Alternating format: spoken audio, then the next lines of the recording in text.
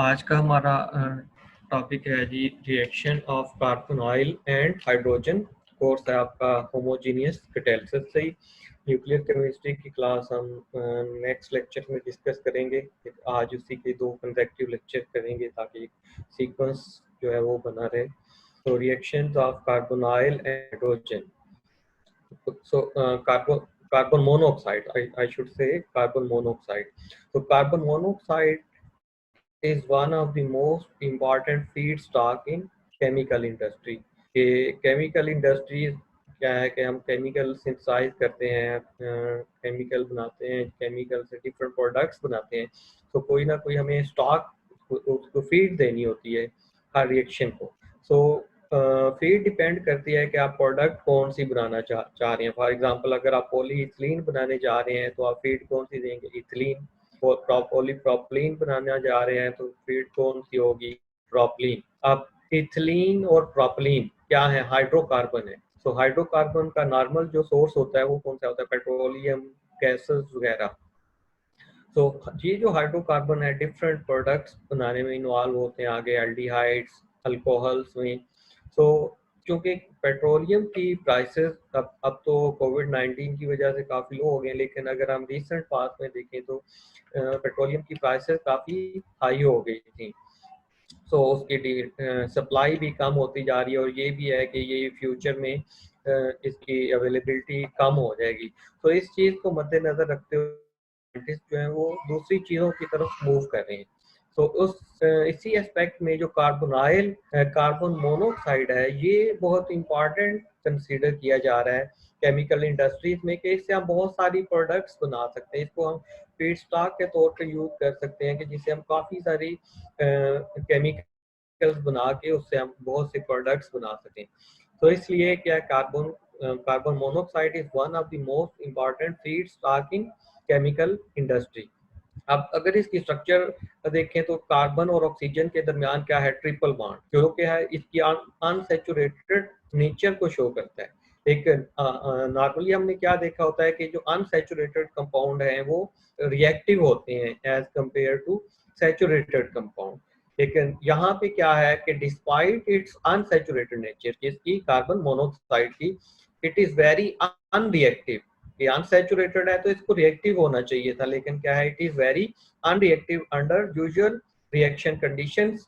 तो इस वजह से इसको एक्टिवेट करने के लिए क्या चाहिए होता है? Transition metal catalyst and requires activation by a transition metal catalyst to be converted into useful organic products. जो आगे हम चल के देखेंगे भी कि कौन कौन सी प्रोडक्ट इससे बनाई जा सकती हैं। सो लेकिन वो प्रोडक्ट बनाने के लिए ये इटसेल्फ रिएक्टिव नहीं होगा, इसको हमें एक्टिवेट करना पड़ेगा किसी ना किसी ट्रांजिशन मेटल किसी भी कैटलिस्ट के साथ जो नॉर्मली यूज किए जाते हैं, ट्रांजिशन मेटल कैटलिस्ट। तो हमारे कोर्स की कंटेंट्स भी, हमारे कोर्स का टाइटल भी यही है, होमोजीनियस कैटालिसिस। कैटालिसिस ही हमने स्टडी करनी है। सो ये कैटालिसिस किस रिस्पेक्ट से होगी? Reaction of carbon monoxide and hydrogen.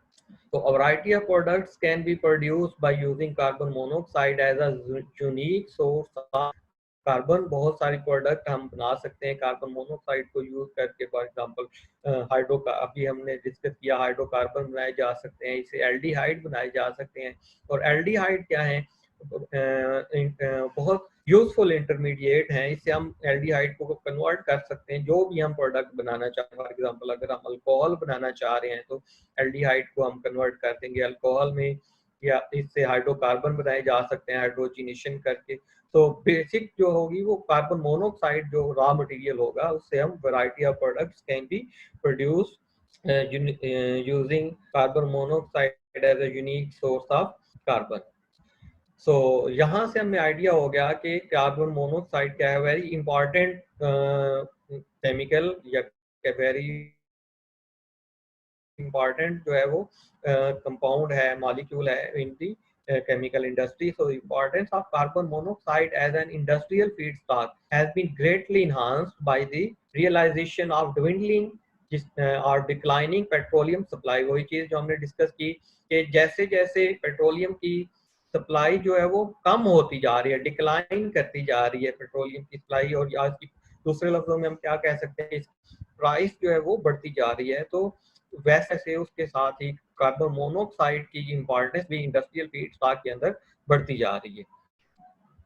तो इस सिलसिले में एक रिएक्शन है Fischer Tropsch process. Fischer Tropsch process is now attracting great attention as an alternative route to hydrocarbon. के कार्बन मोनोऑक्साइड से हमने बनाने क्या है, हाइड्रोकार्बन, लेकिन वो डायरेक्ट नहीं बनेंगे बल्कि किसी रिएक्शन के थ्रू बनेंगे। तो कौन सा रिएक्शन है, बहुत इंपॉर्टेंट रिएक्शन है जो कार्बन मोनोऑक्साइड को कन्वर्ट करता है इनटू हाइड्रोकार्बन, और इस रिएक्शन का नाम क्या है, फिशर ट्रॉप रिएक्शन। तो इस वजह से इसकी अब की अटेंशन इसकी तरफ बढ़ती जा रही है कि इससे हम हाइड्रोकार्बन ना सिर्फ पेट्रोलियम के सोर्स से ले सकते हैं बल्कि कार्बन मोनोऑक्साइड जो कि वर्सटाइल या चीपर सोर्स है उससे हम ऑब्टेन कर सकते हैं। तो इम्पोर्टेंस इसकी इतनी बढ़ती जा रही है कि टर्म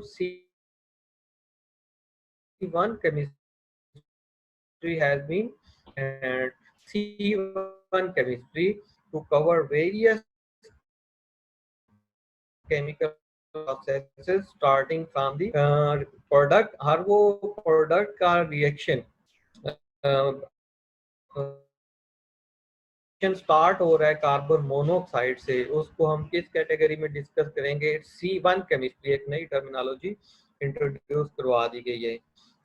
तो अब देखते हैं जी Fisher Tropsch reaction. Fisher Tropsch reaction हमें आइडिया हुआ कि ये बहुत इंपॉर्टेंट है कि बेशक कार्बन मोनोऑक्साइड को यूज किया जा सकता है in the formation of different reactants and products, लेकिन फिशर ट्रॉप रिएक्शन के बगैर ये सब कुछ अचीव करना इम्पॉसिबल होगा। तो फिशर ट्रॉप प्रोसेस को हम थोड़ा सा देखते हैं।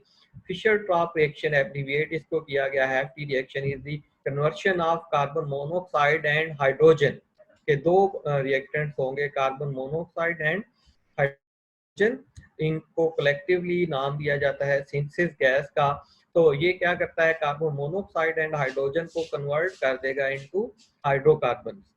तो रिएक्शन आपके सामने डिस्प्ले किया गया हुआ है कि n moles of carbon monoxide are reacting with 2n moles of hydrogen and producing the n molecules of hydrocarbon, CH2 की चेन हाइड्रोकार्बन की प्लस इसमें वाटर क्या होगा, बाई प्रोडक्ट के तौर पे रिमूव होगा। तो ये बेसिक जो रिएक्शन है फिशर ट्रॉप रिएक्शन। तो इसमें देखें कार्बन मोनोऑक्साइड एंड हाइड्रोजन दो ही रिएक्टेंट यूज हो रहे हैं for the formation of hydrocarbon. Hydrocarbon आपके डिफरेंट हो सकते हैं, एन रिप्रेजेंट कर रहा है कि इसकी नंबर ऑफ CH2 ग्रुप्स कितने होंगे, that can be varied from 15 to up to that can be varied from 10 to more than 10। More than 10 normally जो है वो 20 तक चले जाते हैं, लेकिन इससे लेंथी भी चेन बन सकती है। और हाइड्रोकार्बन ये सैचुरेटेड भी हो सकते हैं और अनसैचुरेटेड होगा। तो ये था जी बेसिक रिएक्शन है फिशर ट्रॉप रिएक्शन। अब इसी रिएक्शन के बारे में कि this reaction proceeds in the presence of metal catalyst, for example iron or ruthenium under high pressure and temperature। कि हमने अभी स्टार्ट में डिस्कस करके आए हैं कि मोनोऑक्साइड क्या है, अनरिएक्टिव है, इसको एक्टिवेट करने के लिए हमें मेटल कैटलिस्ट यूज करना पड़ेगा। तो यहाँ पे फिशर ट्रॉप रिएक्शन में कौन सा कैटलिस्ट यूज किया जा सकता है, आयरन, रुथेनियम, और साथ में कंडीशन क्या होगी, हाई टेम्परेचर और हाई प्रेशर रखना पड़ेगा। So it generally gives a mixture of saturated and unsaturated hydrocarbon। कि ये जो फिशर ट्रॉप रिएक्शन है इससे हमें ना सिर्फ सैचुरेटेड हाइड्रोकार्बन मिलते हैं बल्कि तो इसके अलावा सैचुरेटेड और अनसैचुरेटेड हाइड्रोकार्बन के अलावा प्रोडक्ट्स इनकॉर्पोरेटिंग ऑक्सीजन, सच अल्कोहल हो सकते हैं, वो ईस्टर्स हो सकते हैं जिसको हम क्या कहते हैं, ऑक्सीजनेट्स। तो अगर हम रिएक्शन के अंदर ही देखें, आगे इसके मैकेनिज्म में भी आएंगे कि ये कार्बन और कार्बन मोनोऑक्साइड में जो कार्बन और ऑक्सीजन का बॉन्ड है दैट विल अंडरगो ब्रेकेज। तो जब ये बॉन्ड ब्रेक होगा तो ये ऑक्सीजन को रिमूव कर, ऑक्सीजन को रिलीज करेगा।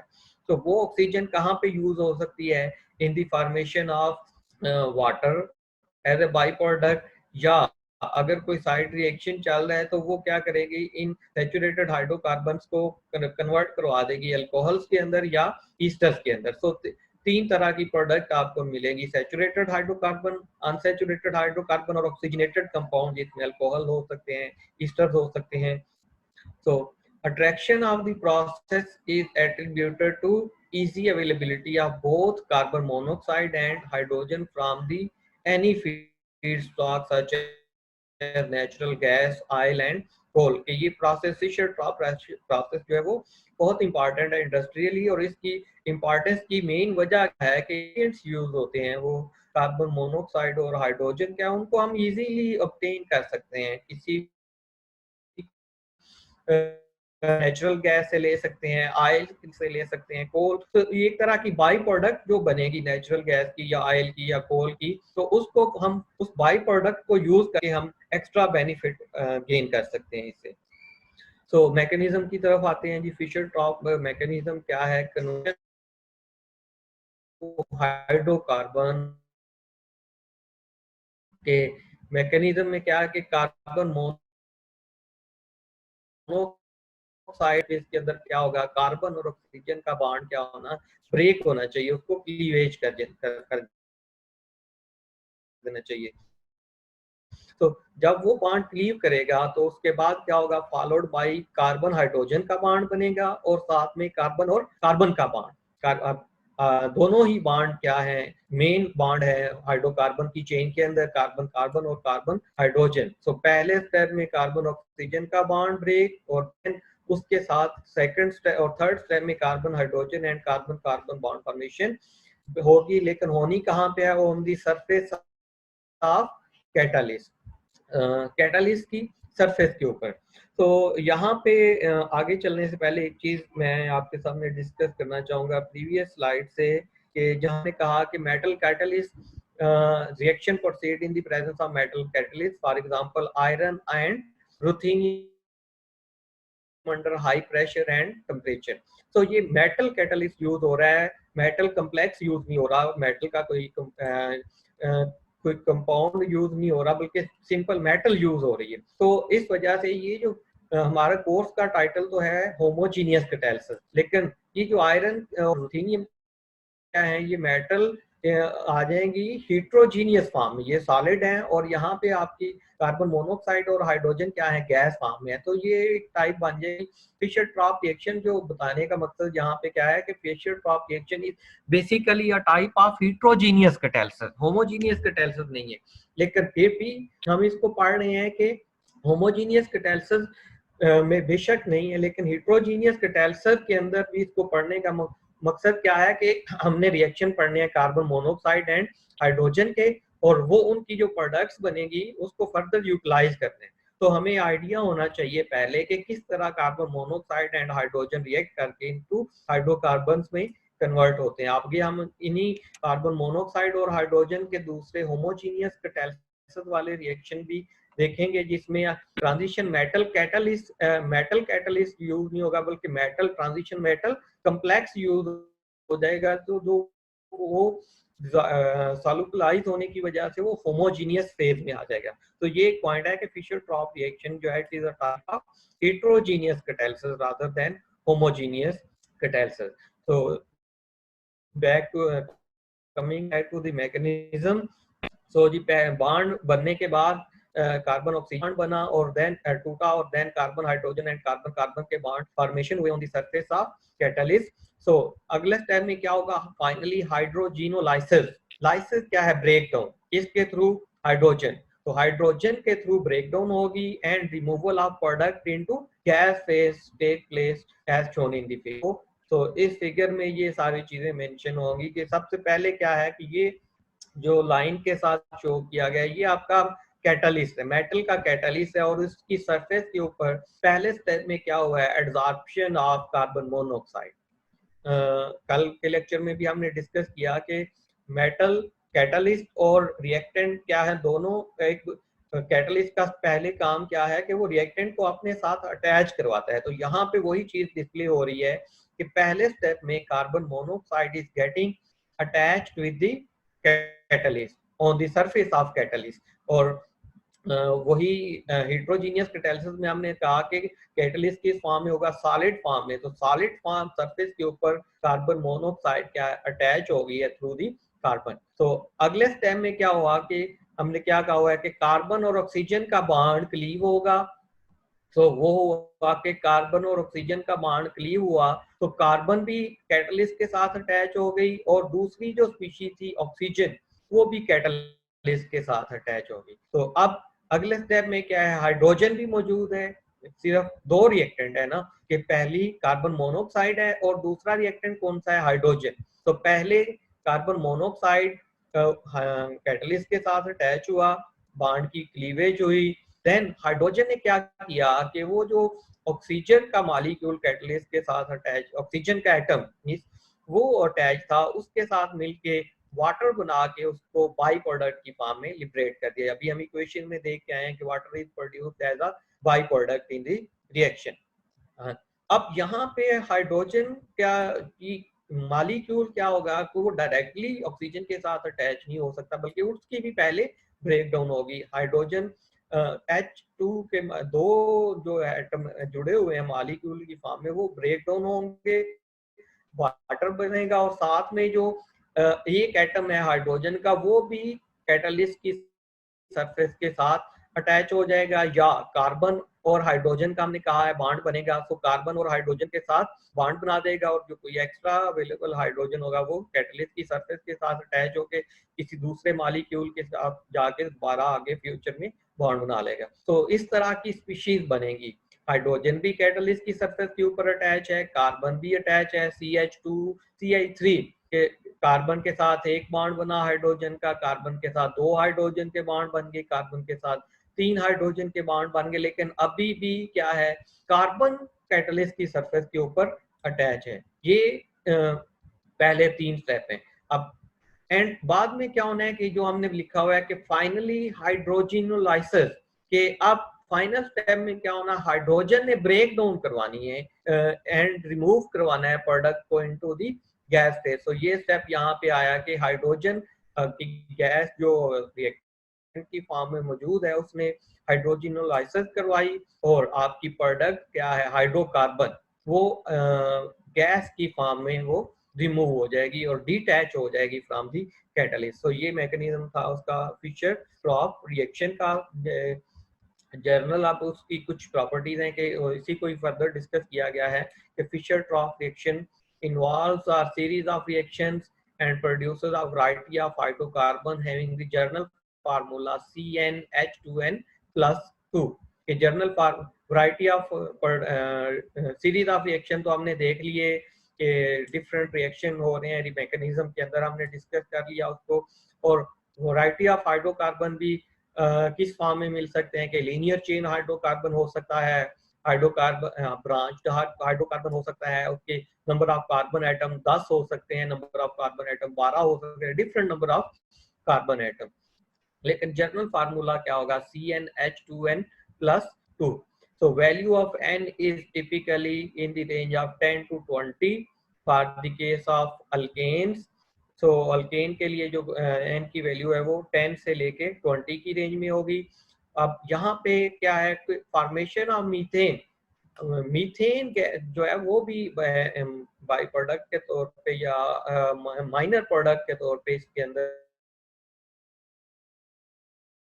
होगा, इनकी वैल्यू 1 होगी। तो रिएक्शन की और बहुत माइनर अमाउंट में बनेगी। तो most of the alkane produce tend to be straight chain suitable as diesel fuel. के सिलसिले में जो इस मेथड के थ्रू, इस रिएक्शन के थ्रू जो अल्केन मिलती हैं वो मोस्टली जो होती हैं वो स्ट्रेट चेन होती हैं, और वो स्ट्रेट चेन जो है वो these are the suitable as diesel fuel. जो डीजल फ्यूल जो एक तो नेचुरल ऑयल से बनाया जा सकता है, और एक सिंथेटिक डीजल फ्यूल आ रहा है जो हम कार्बन मोनोऑक्साइड और हाइड्रोजन को यूज करके फिशर ट्रॉफ रिएक्शन के थ्रू बना सकते हैं synthetic diesel fuel. So in addition to alkane formation, competing reactions give small amount of alkenes as well as alcohol and other oxygenated hydrocarbon। के main तो क्या बनेगी, अल्केन बनेगी, लेकिन उसके साथ साथ कुछ रिएक्शन compete करेंगे के तो स्मॉल अमाउंट ऑफ अल्कीन्स। अब अगर हम देखें इसका मैकेनिज्म पिछली स्लाइड के ऊपर कि यहाँ पे हाइड्रोजिनेशन हो रही है और क्या बना रही है, अल्केन। अब कहीं अगर किसी मॉलिक्यूल की हाइड्रोजिनेशन प्रॉपर नहीं हुई, थोड़ी हुई है, तो वो अल्केन नहीं बनेगा बल्कि अल्कीन बना देगा, लेकिन वो बहुत कम केस होंगे। देन क्या होगा जी कि अल्कीन के साथ साथ अल्कोहल एंड ऑक्सीजनेटेड हाइड्रोकार्बन भी बन सकते हैं, इसको भी हम पहले डिस्कस कर चुके हैं। सो डिफरेंट टाइप्स की प्रोडक्ट्स जो हैं वो फिशर ट्रॉफ रिएक्शन से बनती हैं, लेकिन जो मेजर प्रोडक्ट होंगी वो अल्केन्स होंगी। इसके अंदर वो नॉर्मल अल्केन भी हो सकती है, मोस्टली नॉर्मल अल्केन होगी, स्ट्रेट चेन, और कुछ ब्रांच्ड अल्केन। आगे चल के हम देखेंगे कि नॉर्मल चेन और अल्केन और ब्रांच्ड अल्केन चेन जो अल्केन है वो किस तरह उनको कंट्रोल किया जा सकता है कैटलिस्ट की मदद से। तो ये था जी पहला एक जनरल टाइप थी reaction of carbon monoxide and hydrogen, जिसमें हमने डिस्कस किया कि कार्बन मोनोऑक्साइड को की तरफ क्यों इतनी इंपॉर्टेंस उसको मिल रही है, क्यों केमिकल इंडस्ट्री उसको फीड स्टॉक के तौर पे यूज कर रहे हैं, क्योंकि वो वर्सटाइल प्रोडक्ट्स दे सकती है, मल्टीपल प्रोडक्ट्स दे सकती है through the Fisher Tropsch reaction. और फिशर ट्रॉप रिएक्शन के मैकेनिज्म को भी हमने स्टडी किया, तो उसकी डिटेल को भी स्टडी किया। अब जो स्पेसिफिकली हमारे आउटलाइन में बताया हुआ है हाइड्रोफॉर्माइलेशन। हाइड्रोफॉर्माइलेशन ये टाइप ऑफ होमोजीनियस कैटालिसिस एक रिएक्शन है, और ये भी रिएक्शन किसका है, कार्बन मोनोऑक्साइड एंड हाइड्रोजन का। हाइड्रोफॉर्माइलेशन कल के लेक्चर में हमने डिस्कस किया कि एडिशन ऑफ हाइड्रोजन और फॉर्माइल ग्रुप होगी किसके ऊपर, अल्कीन के ऊपर। तो हाइड्रोफॉर्माइलेशन को हम डिस्कस करेंगे, हाइड्रोफॉर्माइलेशन ऑफ ओलिफिन्स के, ओलिफिन्स के ऊपर हाइड्रोजन को भी ऐड करना है और फॉर्माइल ग्रुप को भी ऐड करना है। तो इस प्रोसेस को नाम दिया गया है ऑक्सो प्रोसेस, ऑक्सो प्रोसेस, या इसको हाइड्रोफॉर्मुलेशन ऑफ ओलिफिन। और ये प्रोसेस जो था वो डिस्कवर किया गया था बाय रॉलन इन 1938। अब अगेन आपको आइडिया होगा कि फिशर ट्रॉप रिएक्शन को स्टडी करना हमारे लिए क्यों जरूरी था, कि ये जो हाइड्रोफॉर्मुलेशन जो है वो कब डिस्कवर हुई इन 1938, और कैसे डिस्कवर हुई कि रॉलन स्टडी कर रहा था mechanism of Fisher Tropsch reaction. सो इस फिशर ट्रॉप रिएक्शन के मैकेनिज्म की स्टडी के दौरान ही उसको प्रोडक्ट मिली ओलिफिन की, ऐसी प्रोडक्ट जिसमें ओलिफिन की हाइड्रोफॉर्मुलेशन होगी। तो उसने कहा कि एक नया मेथड है जो डेवलप किया है, जिसको नाम दे दिया गया है हाइड्रोफॉर्मुलेशन। और ये इससे जो प्रोडक्ट मिलती है हाइड्रोफॉर्मुलेशन से, वो क्या मिलता है, एल्डिहाइड्स मिलते हैं। पिछले जो फिशर ट्रॉप रिएक्शन में हमें मेजर प्रोडक्ट क्या मिली थी, अल्केन, लेकिन यहाँ पे क्या मिलेगी, एल्डिहाइड। और एल्डिहाइड क्या है, मेजर इंटरमीडिएट है towards the formation of many derivatives. तो इस वजह से इसकी इंपॉर्टेंस हाइड्रोफॉर्मुलेशन की इतनी ज्यादा हुई कि total world capacity of oxo process के पूरी दुनिया के अंदर जो हाइड्रोफॉर्मुलेशन का प्रोसेस हो रहा था वो 1979 में इतना ज्यादा हुआ कि उसकी production exceeded 6.5 million ton per year, कि एक साल के अंदर 6.5 मिलियन टन जो थी वो एल्डिहाइड प्रोड्यूस किए जा रहे थे through the process of hydroformylation of olefins. So in this process olefins are converted into aldehydes which are versatile chemical intermediate। कि इस हाइड्रोफॉर्मुलेशन के प्रोसेस में क्या है कि ओलिफिन्स जो है वो कन्वर्ट हो जाते हैं इनटू एल्डिहाइड्स, और एल्डिहाइड वर्सटाइल केमिकल इंटरमीडिएट। ये इक्वेशन डिस्प्ले की गई है कि ओलिफिन का रिएक्शन हो रहा है कार्बन मोनोऑक्साइड प्लस हाइड्रोजन। ये दोनों रिएक्शन जो है वो कभी कार्बन मोनोऑक्साइड और हाइड्रोजन फिशर ट्रॉप रिएक्शन में हम डिस्कस करके आए हैं। तो इन तीन रिएक्टेंट्स हैं जी, अल्कीन, कार्बन मोनोऑक्साइड और हाइड्रोजन, और इनका रिएक्शन होगा इन द प्रेजेंस ऑफ कैटलिस्ट कौन सा जी, कोबाल्ट और रोडियम। अब यहाँ पे जो ब्रैकेट्स इनके शो की गई है, इसका मकसद है कि इनका कम्प्लेक्स यूज हो रहा है, कोबाल्ट का कम्प्लेक्स यूज हो रहा है या रोडियम का कम्प्लेक्स, मेटल नहीं यूज हो रही। जैसे हम फिशर ट्रॉप में देखा कि मेटल यूज हो रही थी, लेकिन यहाँ पे इनका कम्प्लेक्स यूज हो रहा है। सो प्रोडक्ट क्या मिलेगी आपको जी, एल्डिहाइड। अब देखें दो तरह की प्रोडक्ट हैं, लीनियर एल्डिहाइड और साथ में क्या आ रहा है, ब्रांच्ड एल्डिहाइड। सो ये बेसिक रिएक्शन है हाइड्रोफॉर्माइलेशन ऑफ ओलेफिन के। Alkene are reacted with carbon monoxide and hydrogen in the presence of transition metal complex, which is used as a catalyst, and we get the aldehydes, normal chain and long chain aldehyde and branched. So cobalt catalysts were used in olefin process, but use of rhodium catalyst is no। Cobalt catalyst का है वो use किया जा सकता है in this process, लेकिन इसके साथ जो रोडियम का कैटलिस्ट है वो is getting attention because of higher activity and attention because of higher activity and selectivity in producing linear aldehydes। कि अभी हम डिस्कस किया कि दो तरह के एल्डिहाइड मिलेंगे हमें, लीनियर और ब्रांच्ड एल्डिहाइड। लेकिन जो लीनियर एल्डिहाइड जिनको कहा जाता है n aldehydes, these are more useful than the branched aldehydes in driving various in the derivation of different products। तो अगर हम एल्डिहाइड से फर्दर प्रोडक्ट बनाना चाह रहे हैं तो उस केस के लिए एन नॉर्मल एल्डिहाइड जो है वो हमारे लिए ज्यादा फ्रूटफुल है, ज्यादा बेनिफिशियल है। तो इसलिए हमें ऐसे रिएक्शन की तरफ जाना होगा जिसमें ज्यादा परसेंटेज जो है वो नॉर्मल एल्डिहाइड, लीनियर एल्डिहाइड की बनेगी। तो ये ऑब्जर्व किया गया है कि कोबाल्ट कैटलिस्ट की जगह अगर हम रोडियम का कैटलिस्ट यूज करेंगे तो उसकी एक तो एक्टिविटी हाई है, रिएक्शन की यील्ड ज्यादा होती है, और दूसरा सिलेक्टिविटी ज्यादा है कि यील्ड भी ज्यादा होगी और उसमें नॉर्मल जो है वो उसकी परसेंटेज लीनियर एल्डिहाइड की ज्यादा होगी। तो इस वजह से कि कोबाल्ट की निस्बत रोडियम का catalyst system is getting no great attention. Mechanism देखते हैं जी इसका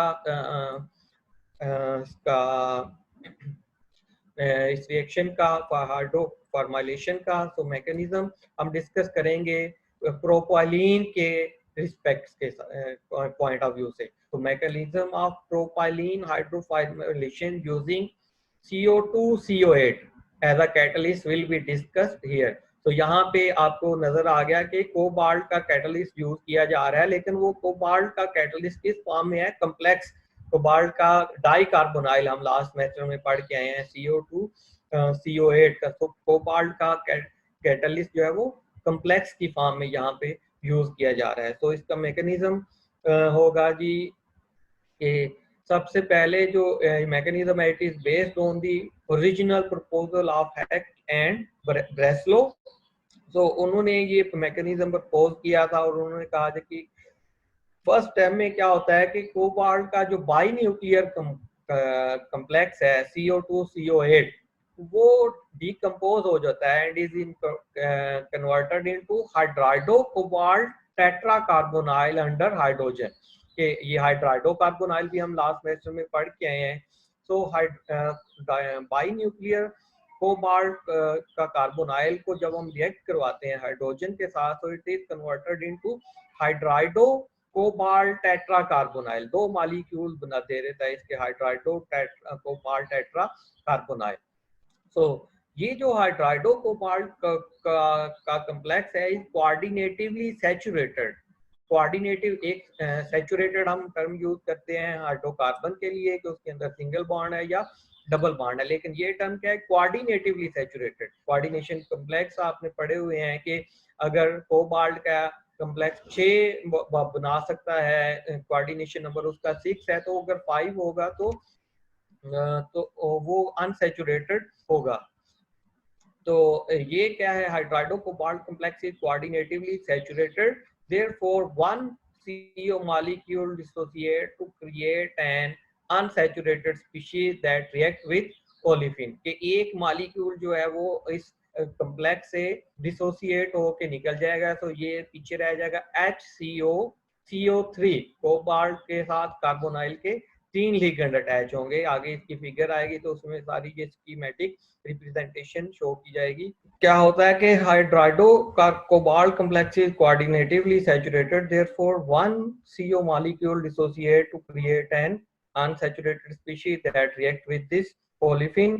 So then propylene, olefin कौन सी हम यूज कर रहे हैं, प्रोपाइलिन, वो कोऑर्डिनेट करती है with this HCO thrice and undergoes insertion into cobalt hydrogen bond के पहले स्टेप में उसकी कोऑर्डिनेशन होती है, देन इंसर्शन। हम इंसर्शन रिएक्शन हमने लास्ट सेमेस्टर में डिस्कस किए हुए हैं कि इंसर्ट हो जाना कि कोबाल्ट और हाइड्रोजन के दरमियान आके किसी दूसरी चीज का ऐड हो जाना, इंसर्ट हो जाना। तो इस रिएक्शन को नाम दिया जाता है इंसर्शन रिएक्शन। तो कोबाल्ट और हाइड्रोजन के बॉन्ड के दरमियान में आके ये जो कैटलिस्ट है वो ये जो प्रोपलीन का मॉलिक्यूल है वो कैटलिस्ट के कोबाल्ट और हाइड्रोजन के बॉन्ड के दरमियान में आके इंसर्ट हो जाता है। अब इंसर्शन दो तरह की हो सकती है, वो डायरेक्शन पे बेस करेगा। So depending on the direction the insertion can give either linear और ब्रांच अल्काइल कोबाल्ट कॉम्प्लेक्स। कि जो प्रोपाइलीन आ रहा है अटैच होने, इंसर्ट होने के लिए कोऑर्डिनेट कर रहा है उससे पहले, सो उसकी डायरेक्शन डिटरमिन करेगी कि आपकी जो प्रोडक्ट बनने जा रही है वो लीनियर बनेगी या ब्रांच बनेगी। यहाँ पे डिस्प्ले किया हुआ है कि अगर वो प्रोपाइलिन की डायरेक्शन ये है तो आपको जो अटैचमेंट और देन इंसर्शन के बाद जो प्रोडक्ट आपको मिल रही है वो लीनियर चेन मिल रही है। लेकिन अगर अल्कीन की डायरेक्शन अपोजिट है, डबल बॉन्ड की डायरेक्शन अपोजिट है टुवर्ड्स द फर्स्ट वन, तो देन क्या होगा कि आपको प्रोडक्ट इंसर्शन के बाद ब्रांच मिलेगी। सो अगर यहाँ से ही ब्रांच प्रोडक्ट मिली तो एंड प्रोडक्ट भी हमारी जो एल्डिहाइड होगा वो भी ब्रांच्ड होगा। तो ये आगे हम देखेंगे कि किस तरह कैटालिसिस को कंट्रोल करता है, कोबाल्ट सिस्टम बेटर है या रोडियम सिस्टम बेटर है।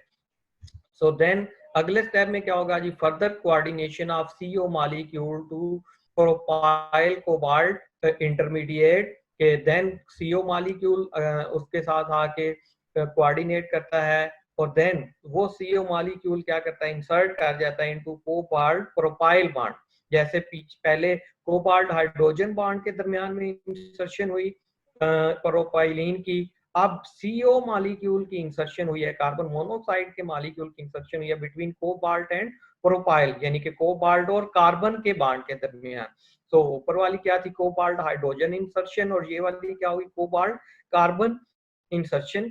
तो इससे क्या होगा जी, हमारी alkyl cobalt complex will be converted into acyl cobalt complex, क्योंकि C डबल बॉन्ड O आ जाएगा तो उसको हम RC double bond O group को नाम देते हैं acyl। तो acyl cobalt complex।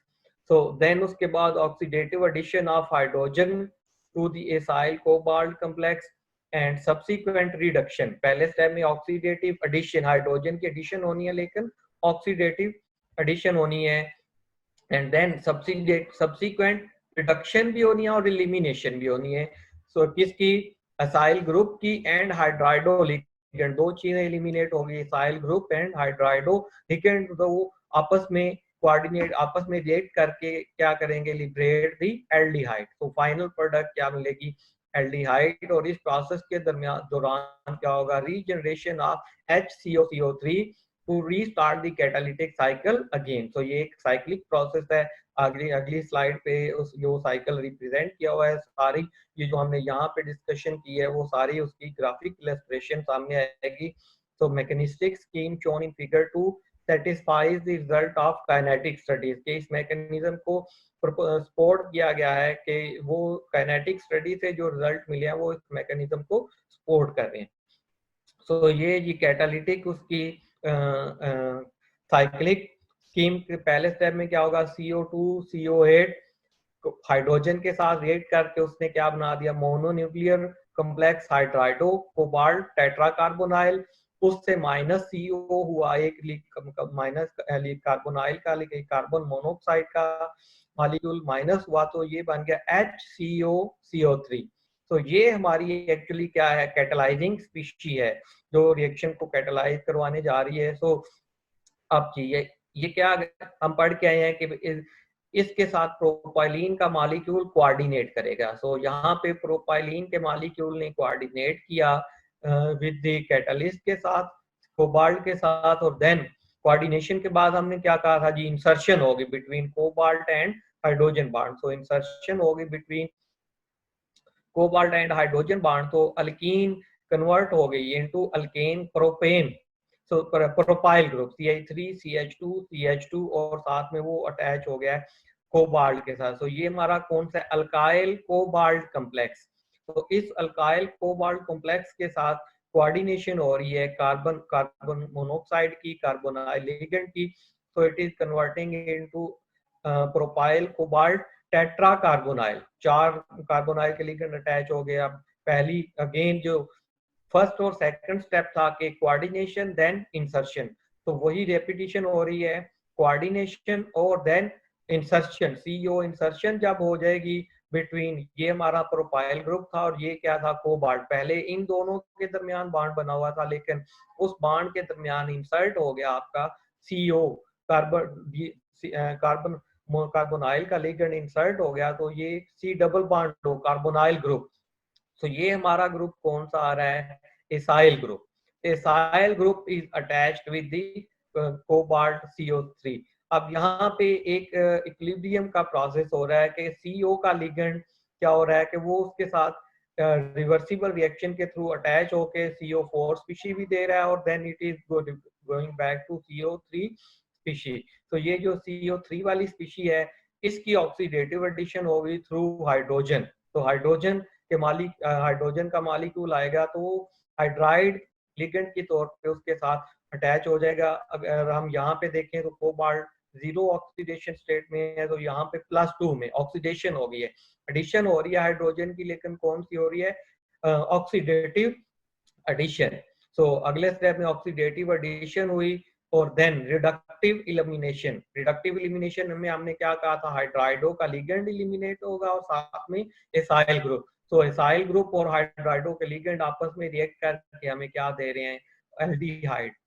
Reductive elimination और इस प्रोसेस के थ्रू दौरान क्या रीजनरेशन हो रही है of the catalyst catalysing species HCO CO3। तो ये हमारी ये साइक्लिक स्कीम है, mechanism for the mechanism of hydroformylation of propylene with the cobalt carbonyl catalyst। Catalyst यहाँ पे यूज हो रहा है कोबाल्ट का कार्बोनाइल।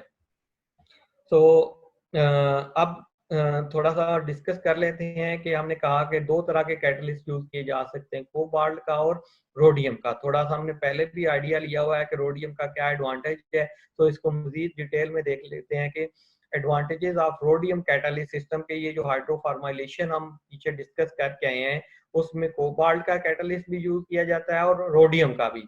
तो अगर हम रोडियम को यूज करेंगे तो उसका क्या फायदा होगा, catalyst system based on rhodium complex have the advantages of number one very mild reaction condition। के इस catalyst system को बहुत mild reaction condition चाहिए, यानी कि टेम्परेचर आपको ज्यादा हाई नहीं करना पड़ रहा, प्रेशर हाई नहीं रखना पड़ रहा, लो टेम्परेचर के ऊपर भी आपका, लो प्रेशर के ऊपर भी रिएक्शन प्रोसेस हो जाता है। नंबर 2 पे क्या है, high conversion rate of olefin. हमने क्या कहा था कि एक्टिविटी इसकी ज्यादा है, यानी कि conversion rate of reactant high होगा, जिस वजह से हमारा yield of the reaction will be high. Number 3 high selectivity for the n aldehyde, हमें लीनियर एल्डिहाइड मिलेंगे, उनकी कंसंट्रेशन ज्यादा होगी। So in the rhodium catalysed system the essential features of mechanism resemble with that of cobalt system as shown in figure। कि अगर हम ये आपके ज़हन में आ रहा हो कि हमने जो पीछे मैकेनिज्म स्टडी किया वो तो कोबाल्ट के सिस्टम का था, तो अगर रोडियम का सिस्टम कैटलाइज करेगा तो उसका मैकेनिज्म वही होगा या डिफर करेगा। सो यहाँ पे वो मेंशन किया गया है कि उसके एसेंशियल फीचर जो है वो रिजेंबल कर रहे हैं कोबाल्ट के साथ, वही जो कोबाल्ट का कैटालिस्ट जो है वो मैकेनिज्म शो करता है, वही रोडियम का कैटालिस्ट भी शो करेगा। So in the rhodium catalysed system, अच्छा अब हमने यहाँ कहा कि high selectivity of n aldehyde, कि इससे हमें normal aldehyde linear chain aldehyde ज्यादा मिलता है। तो उसकी वजह क्या है, तो वो इस पैराग्राफ में शो की है कि rhodium catalysed system The conversion of olefin to aldehyde. Conversion of olefin to aldehyde has been shown to proceed by cis addition of pharmyl group and hydrogen to the double bond के pharmyl group और hydrogen की addition cis addition होती है, जिस वजह से हमें normal aldehyde के पर concentration high yield में मिलती है। तो अब एप्लीकेशन के हम पहले देख के आए हैं कि जी इस फॉर्मुलेशन का प्रोसेस, इसकी इतनी ज़्यादा कंजम्पशन हुई है कि 6.5 मिलियन टन्स पर ईयर इसको प्रोडक्शन हो रही है एल्डिहाइड्स की। तो क्यों इतनी ज़्यादा प्रोडक्शन हो रही है इसकी, एल्डिहाइड को कहाँ कहाँ पे यूज़ किया जा रहा है, इसकी एप्लीकेशन क्या है इस आक्सो प्रोसेस की। सो एन ब्यूटानल, हमने जो एल्डिहाइड अभी मैकेनिज्म में स्टडी किया वो क्या है, एन ब्यूटानल नॉर्मल चेन है। अगर हम देखें पिछली स्लाइड के ऊपर, हाँ जी, एन ब्यूटानल एल्डिहाइड जो हमें मिल रहा है वो एन ब्यूटानल, चार ब्यूटेन 4 कार्बन एटम है। सो एन नॉर्मल चेन है और ब्यूटानल। तो एन ब्यूटानल जो हमने सिंथेसाइज किया है उसको कहाँ कहाँ पे अप्लाई किया जा सकता है। N butanal obtained by the hydroformylation of propylene can be converted to 1-butanol। उसको हम 1-butanol अल्कोहल में सिंपली कन्वर्ट कर सकते हैं, या ये कन्वर्शन कैसे करेंगे, बाय हाइड्रोजिनेशन, या दूसरी प्रोडक्ट इनटू 2-इथाइल हेक्सानोल। एन ब्यूटानल को हम कन्वर्ट कर सकते हैं इनटू 2-इथाइल हेक्सानोल। और इसके लिए कौन सा रिएक्शन फॉलो किया जाएगा, अल्डोल कंडेंसेशन एक रिएक्शन है जिसमें ऑर्गेनिक का रिएक्शन है जिसमें 2 मॉलिक्यूल आपस में कंडेंस हो जाते हैं और अल्डोल कंडेंसेशन इसको नाम दिया जाता है। तो पहले स्टेप में 2 एन ब्यूटानल के मॉलिक्यूल की कंडेंसेशन होगी, फॉलोड बाय डिहाइड्रेशन, उनमें से वाटर का मॉलिक्यूल एलिमिनेट होगा, एंड हाइड्रोजिनेशन, डिहाइड्रेशन के बाद उसकी हाइड्रोजिनेशन होगी। ये आगे फिगर 3 में ये शो किया होगा नेक्स्ट स्लाइड में। सो ये हाइड्रोजिनेशन के बाद हमें क्या दे देगा, 2-इथाइल हेक्सानोल। सो एन ब्यूटानोल को हम डिराइव कर दिया हमने 1-ब्यूटानोल में भी और 2-इथाइल हेक्सानोल, और इसके अलावा भी मल्टीपल प्रोडक्ट्स इससे हम बना सकते हैं। सो द अल्कोहल दस obtained is called oxo alcohol. Oxo process से मिल रही है तो इस वजह से इसको नाम दिया गया है oxo alcohol, and is used for the manufacture of esters. के अल्कोहल आपको पता है यूज हो सकते हैं in the manufacturing of esters. So alcohol हम डायरेक्टली भी किसी अप्लाई कर सकते हैं इंडस्ट्री में, या उसकी ड्राइव्ड प्रोडक्ट ईस्टर को बना सकते हैं। और ईस्टर जो है which are useful as plasticiser, plastic की फ्लेक्सिबिलिटी बढ़ाने के लिए, उनकी ब्रिटलनेस कम करने के लिए ईस्टर उसके अंदर ऐड किए जा सकते हैं। Plasticiser are the materials which are added in the plastic to decrease their brittleness, to improve their plasticity, to improve their flexibility.